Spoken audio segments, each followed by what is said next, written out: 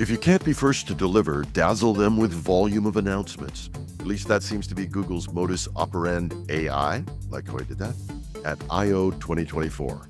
All this and more on the AI Tsunami edition of #Trending. I'm your host, Jim Love. Let's get into it. Even though they'd been upstaged by OpenAI's conversational, multi-modal, and incredibly human AI, Google put on a brave face and introduced their own conversational bot. But first, they rolled out a series of other announcements, which is probably a good thing because from the replays I saw, their conversational bot fell flat in comparison to OpenAI. It might have been more impressive if it hadn't been for the immediate comparison to OpenAI's demo, but where ChatGPT 4o read and had incredible emotional expressions, Google's Gemini bot just seemed to fall flat. While Google certainly had increased the speed of response, it also felt like there was a slight latency, even in controlled circumstances. And maybe this is just a remnant of their past, shall we say, slightly exaggerated demos, but you couldn't help but wonder whether the use cases they were showing were going to be realistic. When their Project Astra demo helped them find someone's glasses, it's impressive, but does everybody have cameras covering their entire home, or do you regularly scan your home with your phone? Not likely. So, great demo idea, but not a likely outcome or a really good use case. Google did score some points when it came to search, a strong suit for Google. Google did score some points when it came to search, a strong suit for Google already. Their ability to go out with complex questions and bring back summaries is good and may give some competition to Perplexity AI, which has been doing similar things for months. The real advantage over OpenAI and Perplexity seems to lie with those who use its Google Docs, however. Depending on which numbers you count, that could be as much as 30 to 50% in email and maybe as high as 50% in Office apps. I confess that I researched these on Perplexity. And I have to also confess, I was a little amazed at how the number had grown. Clearly, Google is giving Microsoft a run for their money in this arena, and integrating AI-driven search may help them hold that share of the market, or even maybe grow it. So it was natural for Google to go heavily into AI for business applications. In Gmail, the technology can intelligently organize inboxes, extract data like receipts into spreadsheets, and automate tasks going forward. And for Android devices, Gemini will become the built-in assistant with prominent AI-powered search. Google also unveiled a very small footprint but highly powerful AI model that is certainly going to take some role in its Android development. The ability for us to do complex searches using AI through all of our documents is a big deal given how much time most of us spend looking for things. Depending on what study you read, this could be between 1.8 hours to 2.5 hours a day for the average office worker. Even recovering half of that would be amazing. What makes their new multimodal experience so much better is that it allows you to search through visual images as well. I'm hoping, but not yet certain, this includes not just photos, but all non-text documents, including JPEGs and PDFs, but I'm not certain of that yet. What we know for sure is that by the summer, you should be able to do complex searches through Google Photos. But in the long run, there are also going to be some issues about search. Google makes a lot of money serving you those paid ads that appear at the top of every search page, knowing full well that some of them are crap, and some of them even put there by scam artists and cyber crooks trying to look legit. So if they go into a complex search that is more like Perplexity or whatever OpenAI comes up with, it could have a huge impact on their revenue. And if search summarizes instead of pushing you to a site that you've read, that's going to be a major disaster for publishers as well as those who offer products and services but attract people by offering content on their site. So even though Google has a lead in this area, it could be disrupting its core business. That's something other new competitors don't have to worry about.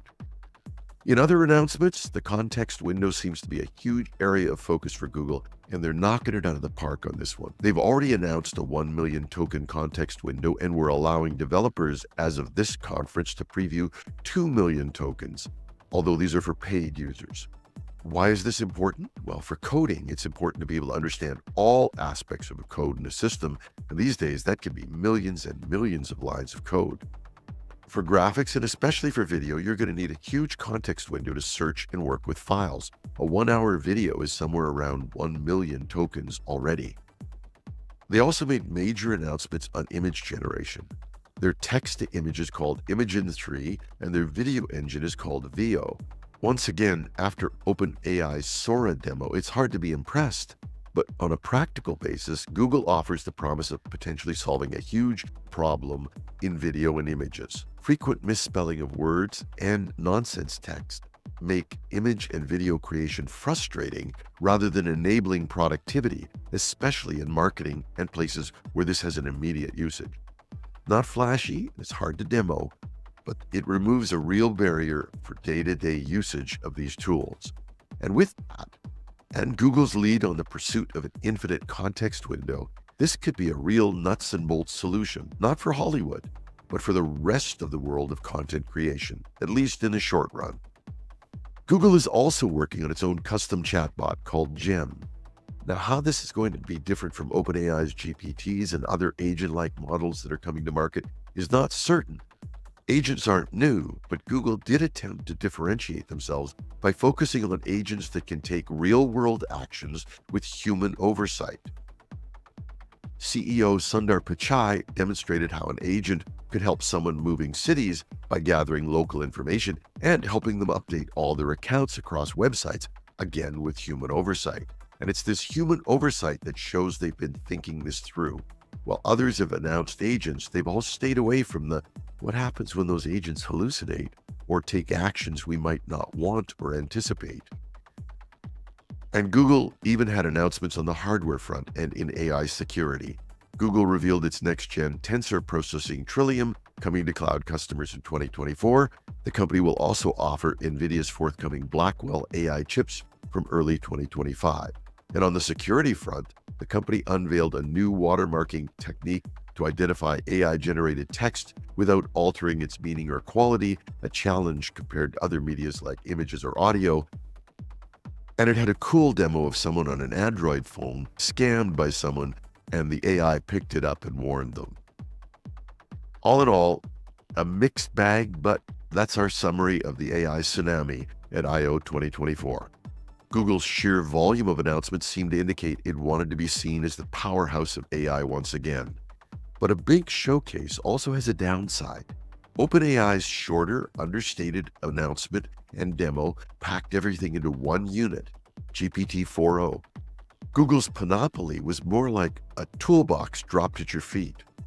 It does demand attention, and if that was their aim, they got their point across. Heck, it even overshadowed two other big tech news items I would have otherwise covered today. Ilya Sutskever is officially leaving OpenAI, and on any other day that would have been my lead story. And I got another great story stating that there wasn't a cyber skills shortage from a pretty knowledgeable CISO. I'll summarize those on technewsday.com if you're interested. Otherwise, that's our show for today. And because we like to summarize the news, I kept looking for what key messages there were, but with our editorial schedule, I couldn't boil it down fast enough. Maybe you can. So here's my contest. Send me an email on how you'd summarize Google's I/O in 3 sentences or less. I'll read the best of them on a future show. Show notes are posted at technewsday.com or .ca, either works, and you can even play the latest or past episodes on our homepage. We're also on YouTube with our experimental video show, getting ready for bigger and better video over the summer. We love your comments and suggestions. You can reach me at editorial@technewsday.ca. I'm your host, Jim Love. Have a thrilling Thursday.